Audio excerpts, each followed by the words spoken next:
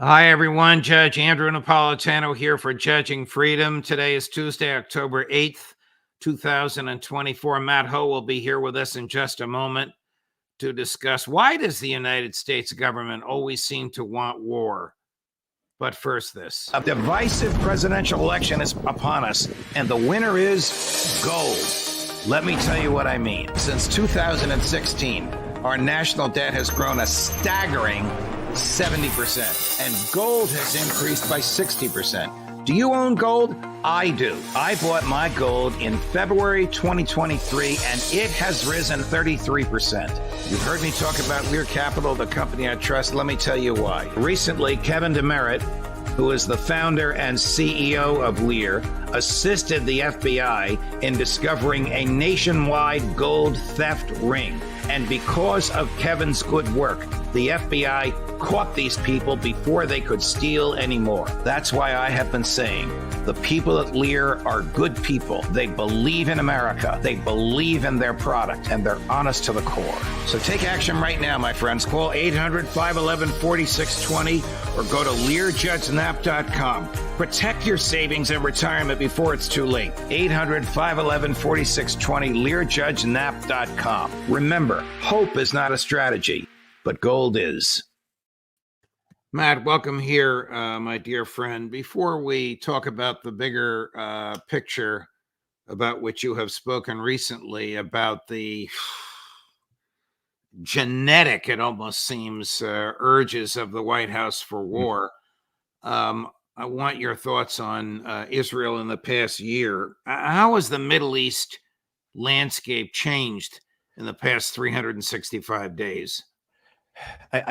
Thanks for having me back on, Judge. And I'm not sure if it's changed so much as the demarcation lines, our understanding of it, the alliances, the relationships have really been exposed, have really grown bolder, been highlighted, right? So what was already in process, what was already the reality of the region has been further embossed, if you will, further, detailed. We have a better understanding of it. So certainly that connection between the U.S. and the Israel, the connection of the axis of resistance, other nations like Turkey and Saudi Arabia saying, you know what, hold up, we're not so quick to go along with the Americans. So all the things I think that maybe if we go back 13 months, Judge, and we were to have this conversation about the details, the contours, the realities of the Middle East and what to expect, I think what we were seeing then has just been accelerated by this past year. And as of course, too, looming over it is the continual decline of the American empire and the growth of other alternatives, the growth of other powers, the growth of other institutions like BRICS that will shape the future that we live in. Is Israel stronger and more stable, or weaker and less stable than it was a year ago? I think it's what metrics do you want to use, Judge? Right? Okay, I mean, so that's a great right? response. There's a military metric, there's a geopolitical metric, there's an economic metric. Take Right. any one of the three or all three. Sure. So just in terms of, I think on the face of it, Israel is much weaker. Their economy is bleeding out. They have been isolated from the world. The prognosis for the future of Israel is at best political chaos and an increased control by either militarist nationalists or reactionary religious zealots, or possibly civil war, right? And then the stability and security for individual Israelis has been completely degraded over the past year. So you can look at it that way. But then you can also look at it in a sense of what has been proven, Israel's relationship with the United States States' relationship with Israel, and the commitment of the two. Not something supported by the majority of Americans, but supported entirely by our political and media establishment here in the U.S. In the last year, Brown University's Cost of War just put out a report yesterday about this. In the last 366 days, Judge, the United States has provided $23 billion in weapons and assistance to Israel in the last year. And that's not counting a $20 billion arms deal that was signed in August, as well as at least 100 arms deals that didn't make some type of nebulous and vague threshold that the White House and State Department had to report them. Sorry, 23 billion. That's 10 times what we've spent in Ukraine. 23, but well, no, I mean, we spent in Ukraine, we've spent 175 billion, 180 billion in 2.5 years. But you see, I went to law school because of numbers. What you also though see is you see that Israel is first among all the vassals, all the members of the American empire. Israel is first and remain that way. So you see in terms of the aid to Israel and what it takes away from. So one of the things, like say for Russia, why Russia is pleased to see this developing situation continue is because the United States is shifting its military focus, its logistics focus, its industrial focus to Israel. If anyone thinks that Ukraine is going to be getting any air defense missile systems in any serious quantity anytime soon, you're kidding yourself. Everything is going to Israel. So it also, in addition, not just the dollar amounts, the material amounts. Back in early August, we learned that 50,000 tons of munitions, weapons, vehicles, so forth, have been shipped from the U.S. to Israel. A weapons shipment that was roughly every 12 hours over the last year, or at least through August. So those numbers have even been increased further because we know the Americans have increased their supply, their support of Israel in the last couple months in a run-up to this preparation for the war in Lebanon and potential, all-out war with Iran. But you see it in other ways too: the diplomatic cover, the protection, the willingness of the United States to thumb its nose at the entire world and to link arms with Israel and say it's us and Israel against the world. And so when you get back to this question of Israel stronger, for the average Israeli on the street, absolutely not. For the economy of Israel, for the Israeli Defense Forces, even though they've got this infusion coming in from the U.S., they're still exhausted and they're being asked to take on more war. But for Israel, the metaphysical idea of Israel, yes, I think it's much stronger than it was a year ago, because even it can go forward. It can take the opportunity that the October 7th attacks, as heinous as they were, the October 7th attacks presented to them, the opportunity given to them, and go forward with that, take advantage of it, to run with it. They had a casus belli on October 7th last year that they have fully exploited.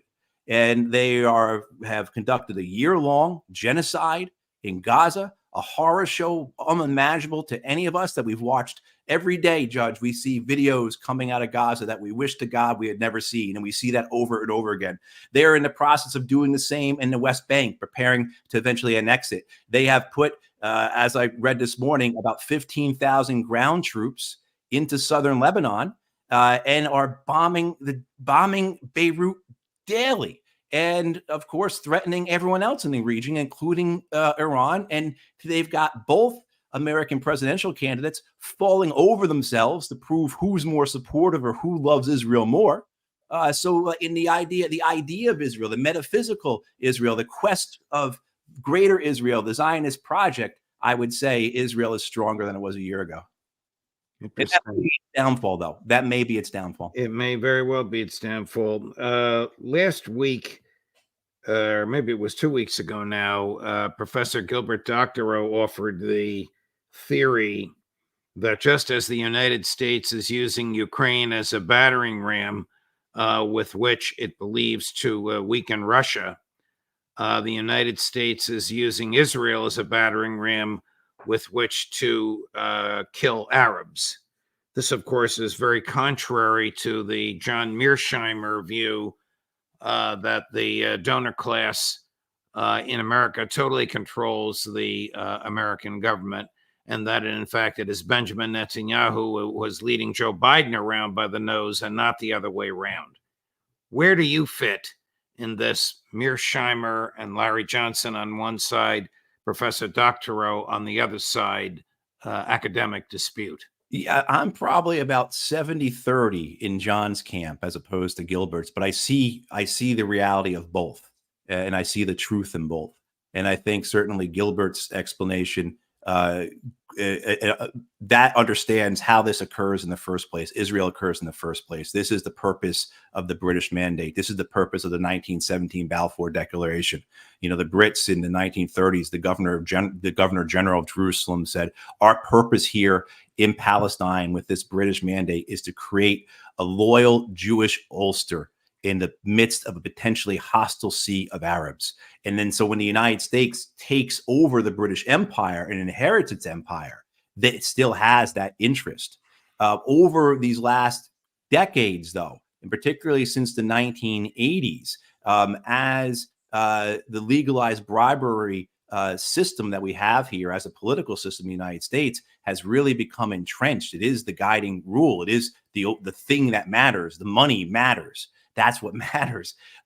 Israel has been very successful at co-opting U.S. American Middle East policy through its political power, through its lobby here.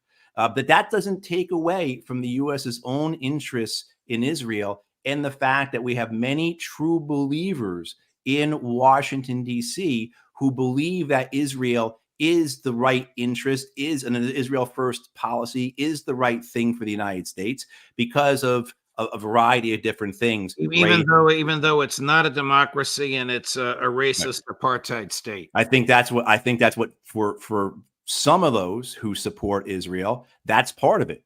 They see a white supremacy there. They see a continuation of colonization. They see an aspect of imperialism here that they identify with. Israel is us over there. Israel is the West in the Middle East. And that's why you have many who are true believers in all of this. So I think it's complicated. It a bit, I think, at this point in 2024, because you have to go back decades to unwind this, becomes a bit of a chicken and an egg question. But both things are true. The Israel lobby. What does the U.S. stand for but its own hegemony? That's what it stands for, Judge. That's what it stands for. It stands for the empire. And this goes back centuries. Right. So to grapple with this question that I'm really glad you're bringing up, and that, you know, folks have been debating on this channel for the last week. You know, and I would love to see, and I'm sure your viewers would love to see it too. How about Gilbert and John, you know, you moderate a debate? That would be terrific. Right. But I mean, we have to unpack all this. We've got to go back to manifest destiny. We've got to go back to the doctrine of discovery. Right. The idea of the American empire in its most nascent form expanding westward across the continent. And then once it's no coincidence that a year or two or three after we subjugate the last Native American tribe, there's a coup in Hawaii. And then a couple of years after that, it's the Spanish-American War. And before that, of course, you had American Marines and the Navy opening up Japan and opening up Korea. So there's elements to this that goes into the ideology. And then, of course, the commercial greed gets involved. And now, of course, because of the political system we have, this legalized bribery system, an efficient, well put together, competent movement like the Israeli lobby can capture our government, just as Big Ag has captured our agriculture policy, the banks control our finance policy, and so forth. All right, permit me this fantasy then. Let's say that some very, very liberal government is elected in Israel that works out a two-state solution with the Palestinians. Does the U.S. oppose it? No, the U.S. doesn't oppose it unless, as long as the interests of the Israel lobby coincide with the interests of the Israeli government, which they do roughly 90% of the time. Well, the Israeli lobby wants the Israeli government to expand from the river to the sea. Right. And so you have to now take on the chapter 2 of your fantasy that the Israeli lobby is in lockstep with this Israeli government. Well, that is a real fantasy. That is a real fantasy. So I think the idea of this, Joe Judge, is that one of the things you have to understand is that people, you know, the military industrial complex, the empire, it's all been entrenched for so long that the infrastructure in place doesn't permit anybody to come to power in the United States who would believe such a thing.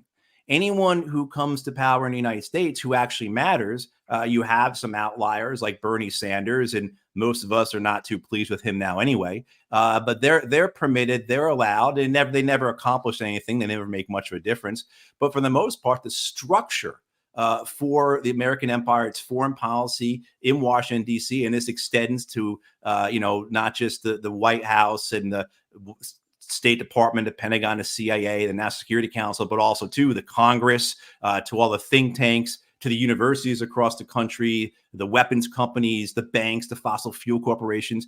None of those, the media, of course, none of those entities are going to allow people to rise up within them that would have a contrary view to what's in the best interest of the empire, and then by extension, the best interest of those institutions. Right. So you have a perennially reinforcing system, a structure in place that doesn't allow for the consideration of any other policies except for those that have already been put in motion, because that's in the best interest of the U.S. I mean, for my fantasies to come to pass, the Congress would have to be 2/3 Thomas Massey, right? And Ron Paul would have to be in the White House. These are dreams, these are fantasies, but they're not likely to happen because of the structures built into the system to make sure that people don't rise to significant positions of authority without a radical change. I mean, do you think that the Tom Cottons and the Lindsey Grahams and the John Boltons of the world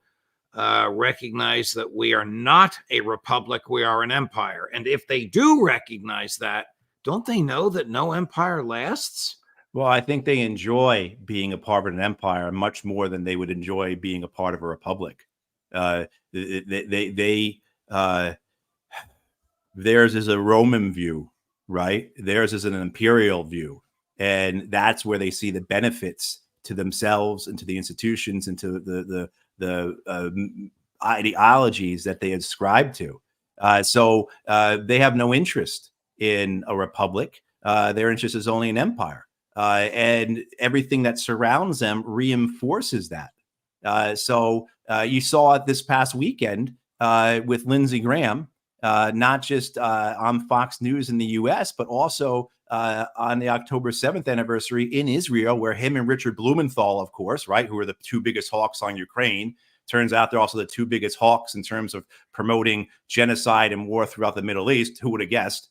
But the Graham's Lindsey Graham's in Israel with Benjamin Netanyahu on October 7th. And, in both those conversations I'm talking about, he dismisses the impact of the Hurricane Helene in his own state. On the Fox News hit, he says, "Oh yeah. I've been around the state. It's bad, but what's really bad is Israel's surrounded by enemies. If we don't fight with Israel, they're going to come here and kill us." And then he says the same thing in Israel. Even worse, he says people want to talk about hurricanes, but what we really need to talk about is Israel. I mean, so it's not even a question, Judge, of a competing belief system.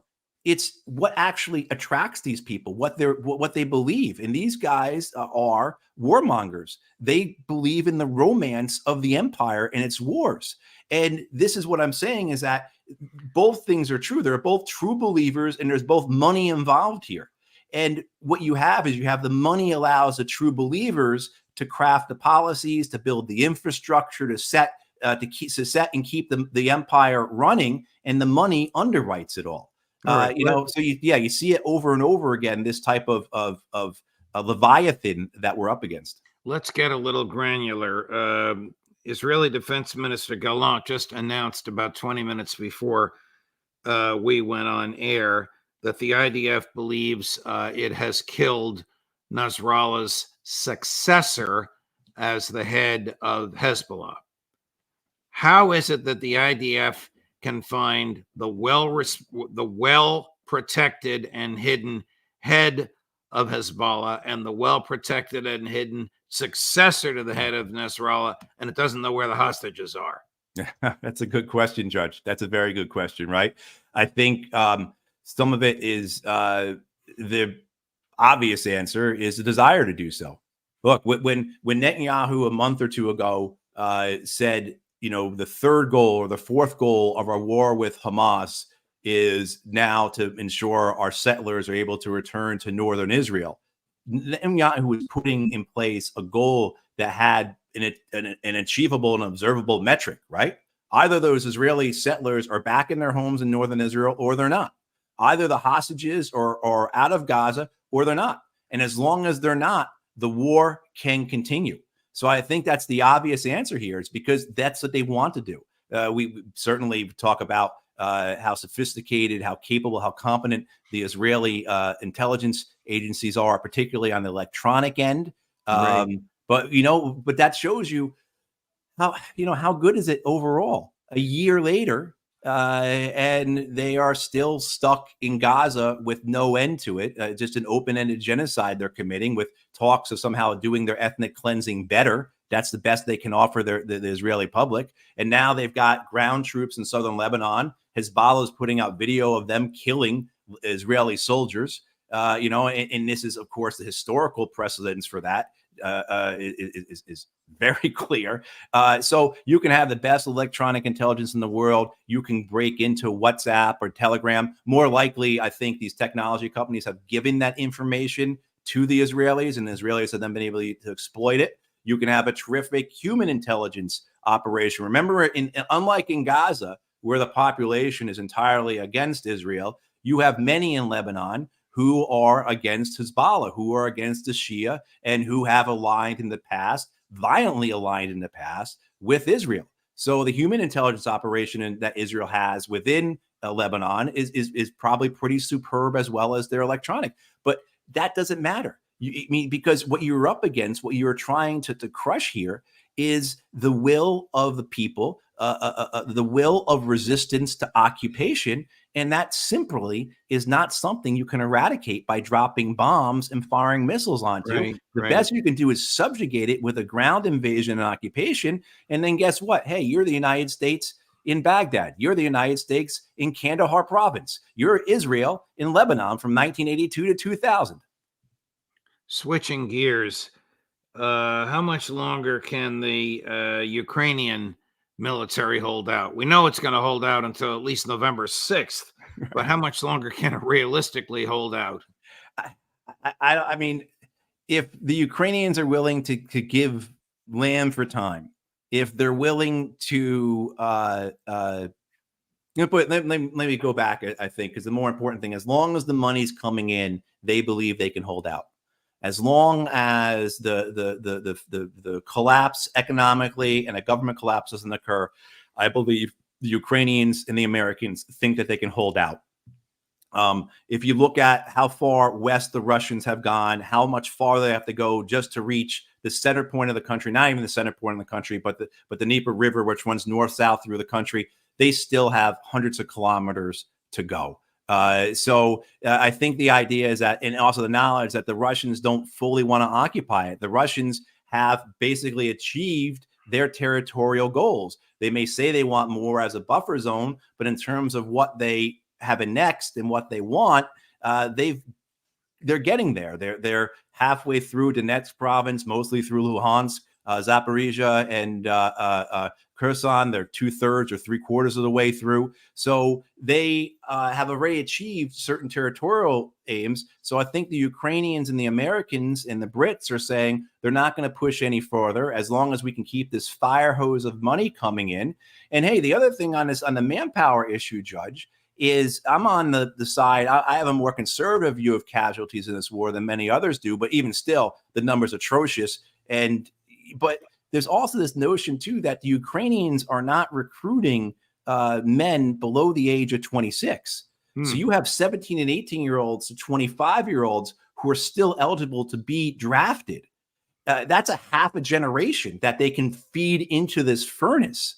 And I think when you look at the Stoltenbergs, you look at Mark Rutte, who just took over from Stoltenberg at NATO, you look at the Jake Sullivans, you look at these men who are pushing this war, who believe in this war. That's great. More men to throw in the furnace. We can keep this thing going. What happens then is that eventually the lines settle down. The Russians have reached how far they want to advance. And then now we can just rocket them and shell them and send missiles into their cities. and wear them then that way. This gives NATO a purpose, so on and so forth. And then eventually the Russian government will collapse, because that's what we've been saying it's going to be doing for years now. The sanctions are finally going to work. I mean, so you can see how for the Ukrainians, the Americans, and the Brits, they see a pathway here to keep this thing going. And unfortunately, I agree to an extent that a year from now, we will still be talking about Ukraine, or I shouldn't say will. We quite possibly will be talking about Ukraine the same way they were talking about now, just that the front line may have moved west 50, 100 kilometers, etc. And the big thing, of course, is, God help us, has this war escalated either by bringing in other nations or by escalating up the ladder and bringing in nuclear weapons. Matt, we were all over the map, and I appreciate you letting me take you there, and you taking me by the hand as we walk through it. But much appreciated, my dear friend. Thanks, Judge. Sure. Look forward to seeing you next week, as always. You bet. You bet. Thank you. Coming up at 3 o'clock, Colonel Karen Kwiatkowski, Judge Napolitano for Judging Freedom.